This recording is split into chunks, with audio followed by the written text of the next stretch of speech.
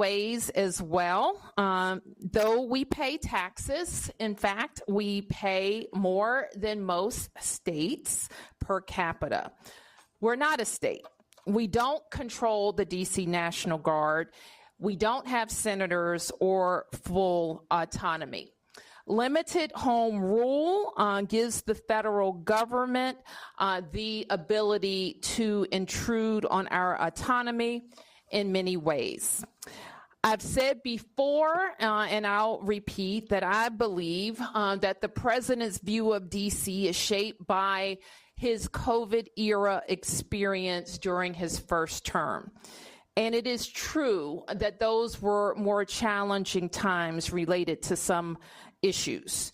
It is also true that we experienced a crime spike post-COVID, but we worked quickly to put laws in place and tactics that got violent offenders off our streets and gave our police officers more tools, which is why we have seen a huge decrease in crime because of those efforts. We have been able to reverse that 2023 crime spike. This year, crime isn't just down from 2023, it's also down from 2019, before the pandemic, and we're at a 30-year violent crime low.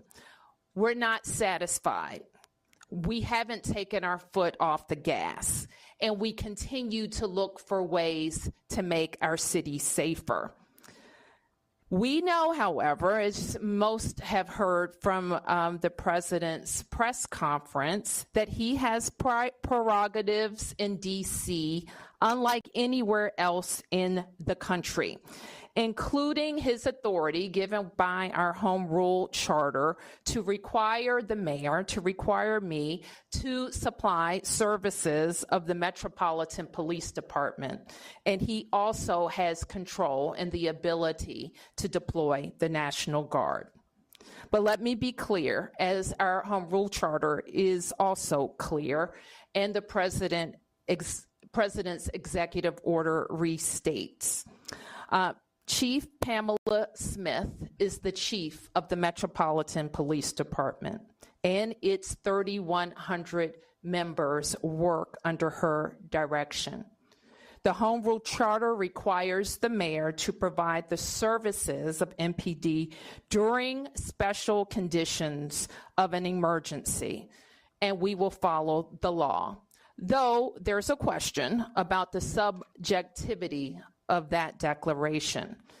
In fact, the chief has already provided a high-level liaison and point of contact with the federal government and made those initial contacts. The executive order is also clear that the president has delegated his authority to make requests of us to Attorney General Pam Bondi. I have reached out to Attorney General Bondi and hope to schedule a meeting soon. My message to residents is this. We know that access to our democracy is tenuous. That is why you have heard me and many Washingtonians before me advocate for full statehood for the District of Columbia. We are American citizens. Our families go to war. We pay taxes and we uphold the responsibilities of citizenship. And while this action today is unsettling and unprecedented, I can't say that given some of the rhetoric of the past, that we're totally surprised. I can say to DC residents that we will continue to operate our government in a way that makes you proud. We will balance our budgets. We will deploy our services. Our kids are going to start school on August 25th. And we will work with the federal government to do the things that they should do for our city, including making sure that we have the judges that we need, including making sure that all federal parks are supported, not just with law enforcement, but with other clean and safe activities, and including making sure that our economy is supported by rational federal actions as it relates to the federal workforce, federal workers, and federal property in the District of Columbia. So with that, I want to ask Chief Smith to talk about her interactions with the federal forces, federal police and law enforcement that have been engaged in the district over the last several days, and the strategy that she thinks would be important while we have additional federal police officers. Thank you, Madam Mayor. I'm Pamela Smith, the Chief of Police of the Metropolitan Police Department. And as the Mayor stated, we have a responsibility to support the executive order. And one of the roles that I have is to ensure that we work very collaboratively with our federal partners. I know that most of us know in this room, and those of you that are watching on television, that the efforts of the federal law enforcement officers began in our city on Thursday night.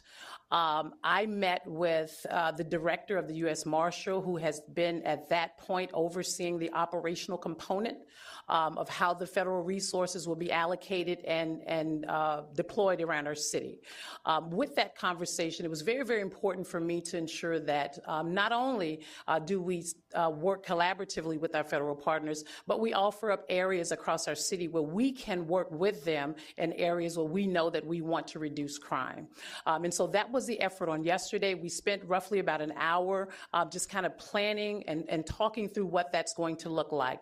On the heels of the announcement from the president today regarding the executive order and my directive from the mayor is that we will begin more intense planning efforts after I leave this press conference.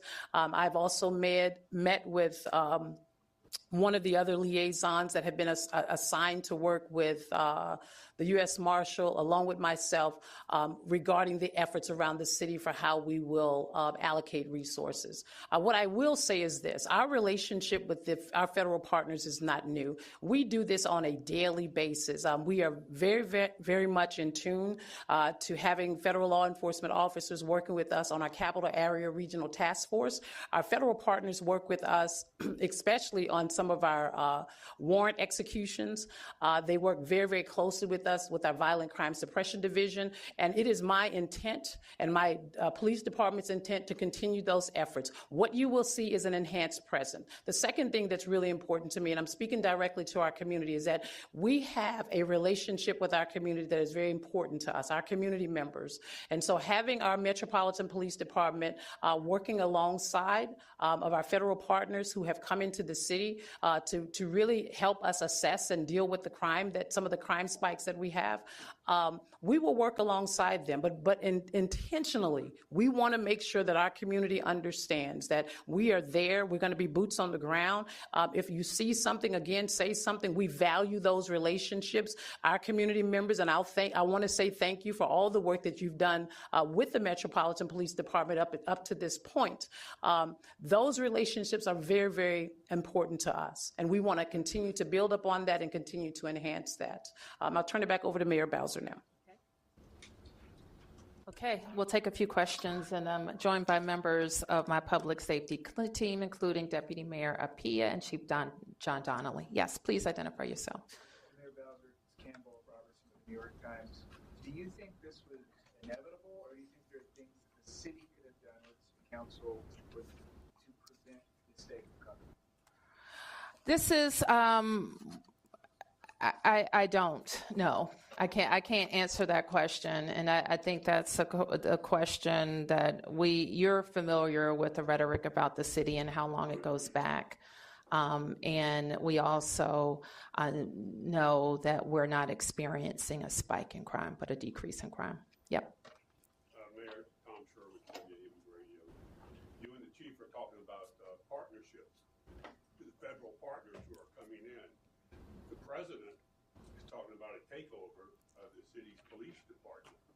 Where does the chief fit in with Terry Cole, who's the new federal commissioner of the DC Police Department? Nothing about our organizational chart has changed, and nothing in the executive order would indicate otherwise. So the chief of police reports through the deputy mayor to the mayor of the District of Columbia, and the two people I think that were identified in the presser report to Attorney General Bondi. The executive order makes clear that all requests for MPD services, the president delegates to Attorney General Bondi. I don't recall the names. Yes. The Metropolitan Police Department, where does he fit in that? That's a question for the Attorney General, I think. Yep. Mayor, to what extent are you planning to cooperate in this new framework, or is the city planning anything to prevent this from happening, including any legal action? Well, I think all legal, I think you probably saw the Attorney General for the district, Brian Schwab's a statement about reviewing all legal matters, and I think those matters are under review. The plain language, however, of the Home Rule Charter indicates that there is a declared emergency. It allows the president, it authorizes the president to make those requests. And it says the mayor shall comply with those requests. So, yeah. I'm Muriel with DC News Now. Are there any concerns that, with this rhetoric that we have MPD, the National Guard, possible other law enforcement agencies on the ground, that there will be confusion about who's in charge, who these officers answer to, and how people should respond if approached by communities? Well, we should note, and we have been advised, and we will continue to make this clear that this is needed in our city, that all law enforcement be identifiable by a uniform, a badge, a jacket, so that people know that they are law enforcement.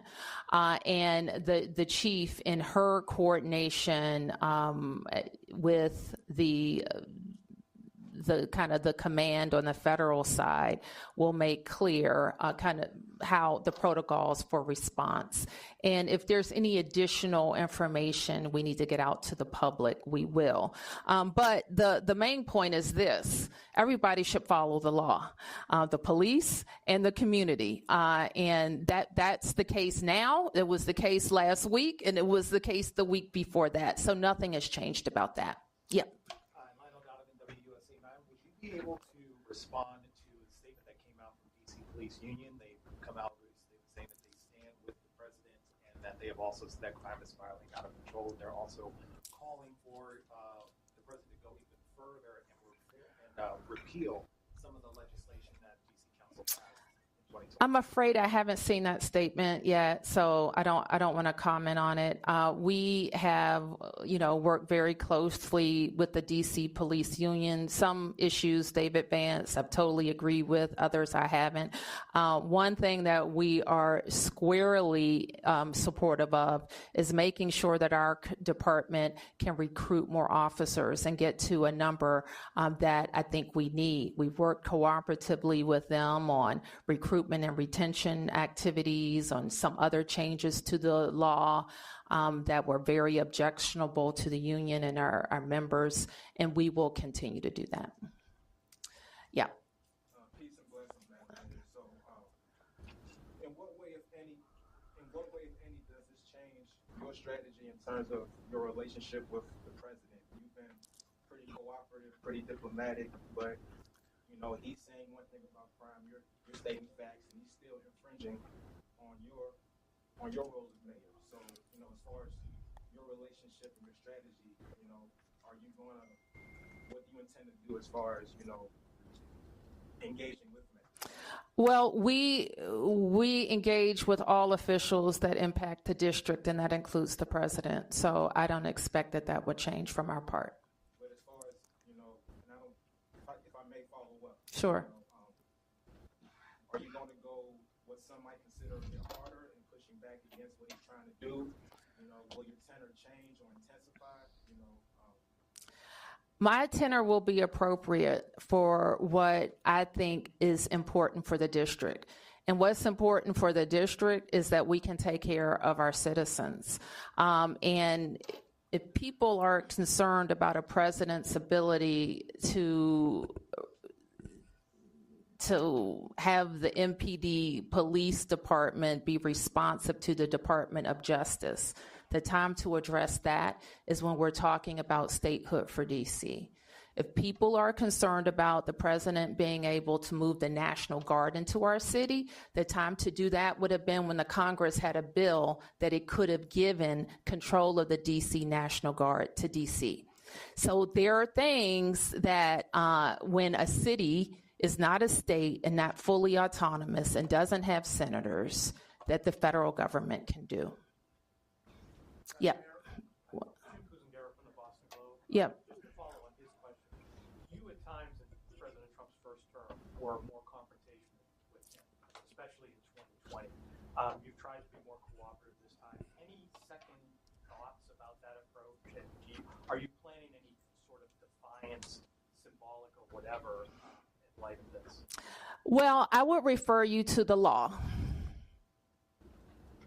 Home Rule Charter, he referred to it. I would refer you to the executive order.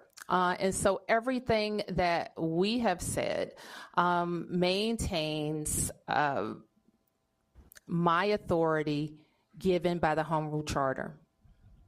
Yep. Josh Chapin, Channel 7. I just want to be clear also that this ramp up, this emergency we're talking about is a brief period. It's like a 30-day period. Am I right? The charter gives him the ability to do it for 30 days, yes. So that means cooperating with the, whatever he wants to do.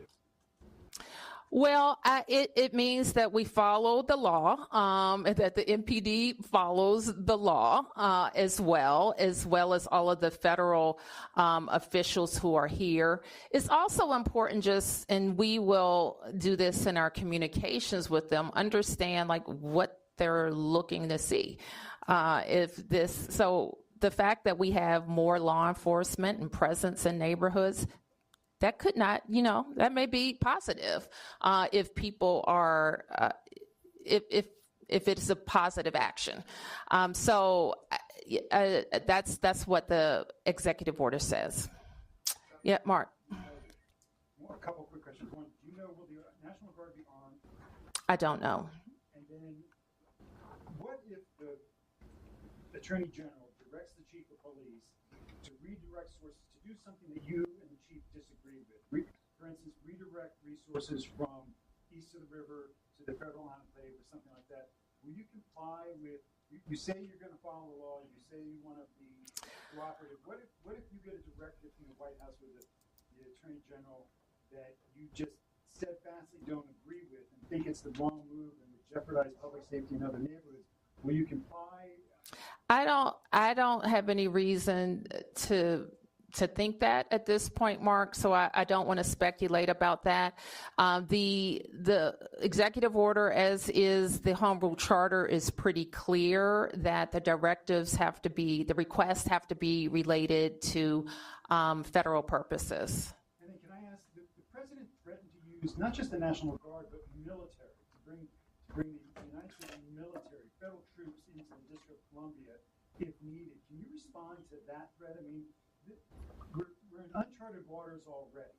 A lot of people are seeing this as the first step in an assault on home rule, which the president has threatened. He's been making these threats since last year, and now he's carrying through with them. There's no reason to believe he won't go further. What do you say to the president about his threats to bring the military, not just the National Guard, but the military? We don't, I think I speak for all Americans, we don't believe it's legal to use the American military against American citizens on American soil. I'm not a lawyer, but I think that's a fairly widely held fact. And so, but we've seen them move, I think, active military into California. So it's a question. We've seen active military on the borders of DC some years ago, and we don't believe that our military should be used against American citizens. Yes. Mayor Bowser, can you talk a little bit about the communication that you did receive before this morning?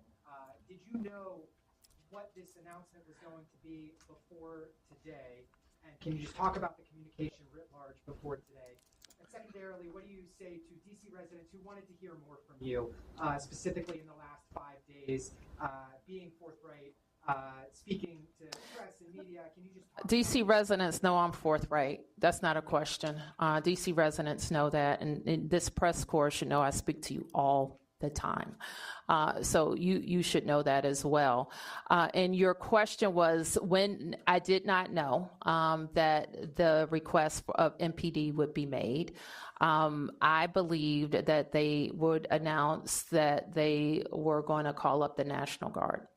I had one brief phone call related to the National Guard issue over the weekend.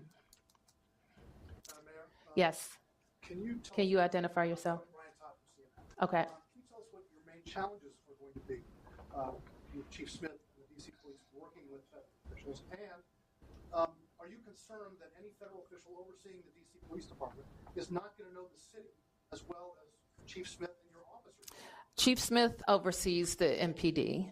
And all of the requests and coordination for the federal request. I don't really have a doubt that is going to, among those officials who are law enforcement officials who have experience working together, I don't have a big concern about that communication and coordination happening.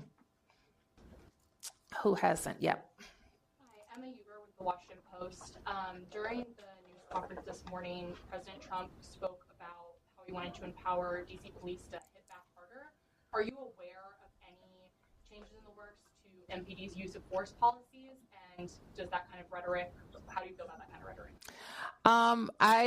Our police officers are highly professional, well-trained officers that we support with training throughout their careers.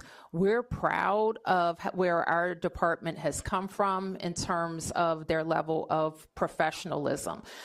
So they're trained in constitutional policing, and that is our expectation. Yes. Hold on, you passed the question one more. Owen Hayes, NBC News, just to follow up on that. Yeah. So will they still be fully subject to local regulations when it comes to use of force, body cameras, while under federal control, MPD officers? MPD reports to the chief of police, and they are subject to DC and local laws as well as federal laws. And that will continue even under this plan? Yes. Yes. Emiliana with NewsNation. You said earlier that they did not tell you about this announcement before it happened today. Did the White House or the president bring up their concerns with crime before last week? The president talks about crime all the time. Specifically in D.C.? Yes. Have you not heard the president from the campaign trail? In every conversation I had with him, we're always briefing the president on our progress. In fact, my first meeting with him after he was elected the second time, we went over the crime trends. We went over how we're seeing decreases. So the president is read in on our efforts. Who has an ad? Yep, over here. The Associated Press. A lot of this seems to be perceptions of what constitutes an emergency. The White House and the administration says there's an obvious emergency. Your administration, with numbers of the council, says there is not an emergency here. How do you solve that? Is there an arbitration option? Where does it go from here? Because it feels like, do you agree that it comes down to what constitutes an emergency and what's next? Well, what I would point you to is the Home Rule Charter that gives the president the ability to determine the conditions of an emergency. Now, we could contest that, but the authority is pretty broad. And so, if you wanted to say the most outrageous thing, one might say, well, I won't say that. It could be something very small. I'm not saying that that's what he's doing, but it could be. And if he deems it and he puts the meat around it and the argument around what he thinks is an emergency. When we think of emergencies, it usually involves surges in crime. or crime that's not being responsive, or tools that we have that we can't use in the normal course. That's what, when we use an emergency, that's what it's for. Yep. Renald 9, ABC News National. Wanted to see if you could respond directly to some of what the president said this morning. Do you agree or have any thoughts on the picture he's painting? He said that there are, quote, bloodthirsty criminals, end quote, or roving mobs of wild youth, end quote. He also said that DC police can do whatever the hell they want, end quote. Are you okay with that? What does that mean? Do you have any response to him or the White House talking about the DC crime stats? I mean, I think I've already addressed all of those questions. Anything else? Yep. Scott Gellman with WTOP. This morning was described as a federal takeover of MPD. It sounds like you're describing this as Chief Smith is still in charge and everything will run through the department. What will this look like on a day-to-day basis as it relates to what has transpired here? What can people expect to see? Is this an instance where you all work collaboratively for big events and this is something comparable to that? No, I don't, it's not like that. It's not like the special events task force where we work together. And I think I don't want to minimize what was said. And I don't want to minimize the intrusion on our autonomy because it is very different than working a special event. So that is not what we're trying to do. But I think the chief, and I'll turn to her in a second to talk to you about what she thinks is going to be most helpful to MPD. I want to believe I answered the question a little bit earlier, but I think what's helpful to us is that we come together and we look at data, we look at intelligence when it comes to crime across our city, violent crimes as well as property crimes. And so there are other things that the federal government is also very useful for, useful in supporting us, and that is in the city is warrants, right? The execution of warrants, the U.S. Marshals holds those. This will be an opportunity for us to come together and collaborate on being able to go out and execute warrants. As we think about over the past, came in 2 years ago, 5 years prior, we looked at some of our data where we saw an increase in violent crime in certain areas across our city. We designated those areas as a homicide reduction partnership plan with some of our federal officers. What we'll do in that space is we'll enhance that presence. The other thing is that most of you know we have a nightlife task force. U Street, we have a lot of tourists, residents, individuals who come into our city on a Thursday night, Friday night, or Saturday night and enjoy the nightlife culture. We will also be able to utilize that enhanced presence in and around that area and any other crime trends that we might see that will go forth. We have our drug-free zones where we also align our federal partners in those spaces as well as our juvenile curfew zones. May I just follow up quickly, Chief? So again, this morning it's being described as a federal takeover. You all are describing it as an opportunity to enhance the crime prevention strategies you have in place. What to the community who's confused about the discrepancies, where does it fall? Well, I just articulated to you where it falls. And what I mean by that is that with respect to the two federal partners who will be working alongside me, the operations and the administrative liaison, we have a meeting scheduled for today right after this meeting, and we will be able to create an operational plan for our city that will continue to keep our city safe. Chief Smith, I just have one question. You just broke the rule. Maybe somebody else haven't asked the question already. Okay, is that it? Okay, all right. Question. Yes, sir. Data a lot we've talked about. Mm-hmm. Data has come from MPD saying that crime has been going down. However, this morning Trump did cite a report where a sergeant was accused of messing with the crime numbers. So would you be able to respond to some of what Trump said directly this morning? Well, I cannot respond to any internal investigations, and I think, as you know, we do not talk about personnel actions with regards to our personnel. Sam. No problem. Two-part question. For me? Yes. Okay. And this is in regards to the youth. What is your professional assessment of how MPD has handled the so-called youth takeovers? And I guess the second part of my question might be more appropriate for the mayor. Well, can I ask the first question, then you can ask the mayor the second question. I think when it comes to the juveniles, and I've said this, I'm very passionate about young people who are going to do great things in our city, and we have a lot of young people who are moving in that trajectory and in that space. The problem is we have a small subset of young people who do not. And I've said to parents, you need to know where your children are. We've talked about this over and over again. The mayor has enacted an executive order so that I, as the chief, can designate juvenile curfew zones around our city so that we can still give young people the opportunity to be able to be in those spaces based on what the laws and the regulations state, but we won't allow the disruptive behavior. And we've seen that time and time again. We've looked at intelligence, we've looked at data. Sometimes we look at things that are on social media to help guide our decisions. We want young people to be safe in our city. We want them to be able to enjoy the activities of our city, but we're not going to tolerate that kind of criminal activity that we've seen in the past. The juvenile curfew zone that was enacted, we've seen a decrease in our juvenile participation in those locations. No doubt. And Madam Mayor, Yes. if I may, how effective would it be to federalize crimes that you commit?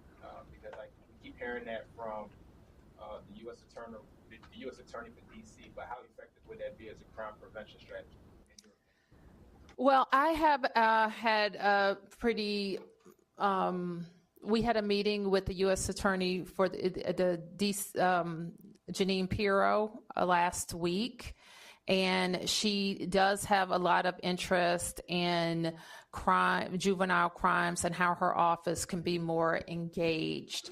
What I committed to her then was having some conversations around the laws that she's concerned about with members of the council and seeing if there's any possibility of a omnibus to change that. With regard to who prosecutes or what crimes she can prosecute, that's not a local law change. That would be a congressional change. So am I hearing you correctly? In saying that you would embrace the change in those three laws? I have a position on at least 2 or 3 of those I can refer you to. I would, because I'm going to get them mixed up in my head right now, but I will be happy to share that with you. Okay, I'll take a few more. Yep. And along with those laws that Sam was just talking about earlier today, we also heard a focus on DC's bail system, being a cashless bail system. Mm-hmm. Was that part of your discussion? It's the first time I ever heard that come up in a situation with DC. DC has had a no cash, whatever you call it, cashless bail, I think since the mid-90s. So that's not anything new to our system. We do, and you know that I was very, very focused in the last 2 years on having the council pass laws that would allow judges to hold violent offenders, those accused of a violent offense, pre-trial. And I believe that provision has led to our very substantial decrease in shootings and homicides. Yep. I wonder if you could specifically speak to some of the concerns that U.S. Attorney Pirro has raised about her perception of lenient sentencing for youth charged with violent crimes. Do you think that's an issue? And as she suggested, potentially charging in some instances prosecuting youth as adults, is that a potential solution, or do you agree with that? Well, the U.S. Attorney has the ability to prosecute youth for some crimes as adults. And I think she's interested in expanding that and possibly lowering the age. What I committed to her to do was look at all of the what's allowable in the law now, the types of crimes, working with the council, and working on some changes. So do you agree with her, though, that has to be expanded, or do you think that is an unhelpful solution? I don't want to say right now because that could mean a lot of things. We want to really analyze what we think would keep us safer. What the link to crime. I will say this, and this is, some of you are new to covering us and covering these issues, but I have been in my tenure of service very pro accountability. Okay, I am an accountability mayor. If you commit a crime in the district with a gun, there has to be accountability. And that's if you are an adult or if you are a juvenile. I don't think we always have that accountability. I think what was missing from the press conference a little bit earlier, however, is what people also don't know about the district. Our prosecutors are not local, okay? They don't get elected by anybody here. They don't report to any of us. They are appointed by the president. We've also had a period of time where some of the very good police arrests that have been made were not prosecuted by the U.S. Attorney's Office. So the prosecution is a federal element. Judges are appointed by the President of the United States as well. And so those are not local judges. They don't report to any of us. So that is a part of the federal system. So anytime we talk about crime in the district, it is part local and part federal that can make changes. All right, I'll take just a few more. Mark. Bowser, the president made numerous threats about removing homeless encampments and dealing with people in the district who are experiencing homelessness. Can you talk about what preparations that your administration is making to facilitate this and what this, have you had any of those conversations with the White House, what that's going to look like and where these people would go if they would be FD12 We really haven't gotten any more detail about the plans, about the words that he said. It wasn't referenced in the executive order that came down. So we're going to work. And I believe he had a previous executive order that also identified Attorney General Bondi as a point of contact as it relates to homelessness. And such. So we'll follow up with her. Okay, last two questions. Yes. I want to go back again to the federal commissioner of the Metropolitan Police Department. It sounds like the chief has described this person, Terry Cole, as an advisor, as a liaison, as something. The president, people were saying that person, this Terry Cole, is going to be in charge of the police department. I can't really comment on that, Tom. I can only tell you what's in the executive order, and that's what controls. Yep. Will DMHS be coordinated with law enforcement? Can you identify yourself? Hi, I'm with Street Sense Media. Okay. What's your name? Maddie Kessler. Okay. Thanks, Maddie. Yeah. Will DMHS be coordinating with law enforcement when it comes to increased encampment clearings Trump has asked for? And then if AG Bondi directs local law enforcement to arrest or remove people experiencing homelessness, how do DC, will Chief Smith comply? Well, let me just say what MPD needs to be focused on, and it's violent crime.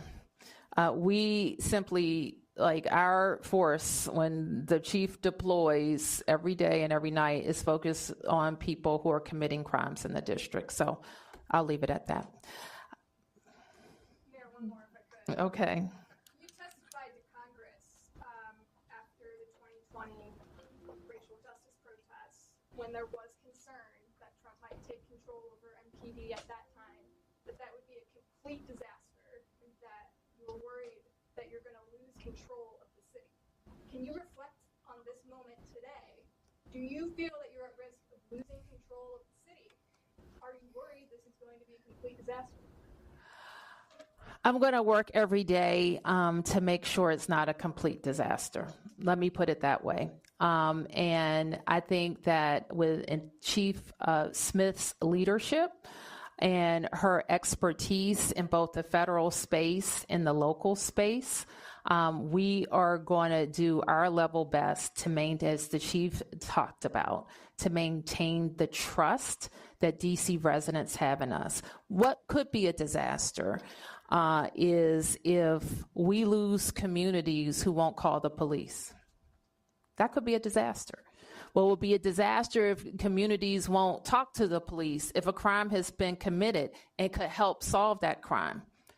That could be a disaster.